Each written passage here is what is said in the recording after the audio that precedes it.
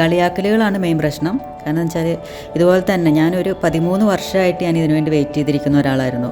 നല്ലൊരു ഡ്രസ്സ് ഇടാൻ പറ്റത്തില്ല, അങ്ങനെയുള്ള പ്രശ്നങ്ങൾ. ഇതുപോലെ തന്നെ സൈസിൻ്റെ പ്രശ്നം പറഞ്ഞിട്ട് ഇങ്ങനെ പറയും, ഒന്നുമില്ല, എല്ലാം വെച്ചുകെട്ടാണ്, അങ്ങനെയൊക്കെ പറഞ്ഞിട്ട് കളിയാക്കും. പിന്നെ വീട്ടിൽ പറഞ്ഞപ്പോൾ ഉള്ള പ്രശ്നം എന്ന് പറഞ്ഞാൽ ഇതൊരു സർജറി ആയിട്ട് അവർ കാണുന്നതും കൊണ്ട് അവർ പറയും അത് വേണ്ട, സർജറി അല്ലേ, അങ്ങനെ ചെയ്യേണ്ട, ഉള്ളതൊക്കെ മതി എന്ന് പറഞ്ഞുകൊണ്ടായിരുന്നു നിന്നിട്ടുണ്ടായിരുന്നു.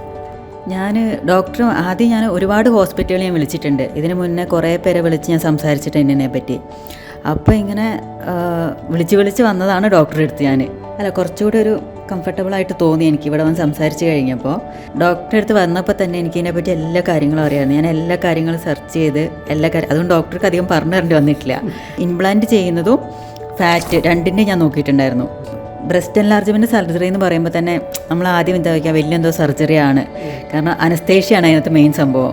അനസ്തേഷ്യ കൊടുത്തു കഴിഞ്ഞാൽ നമുക്ക് എന്തെങ്കിലും പറ്റുമോ, അങ്ങനെയുള്ളൊരു പേടിയൊക്കെ ഉണ്ടായിരുന്നു എനിക്ക്. അനസ്തേഷ്യ ഞാൻ ഒന്നും അറിഞ്ഞിട്ടില്ല.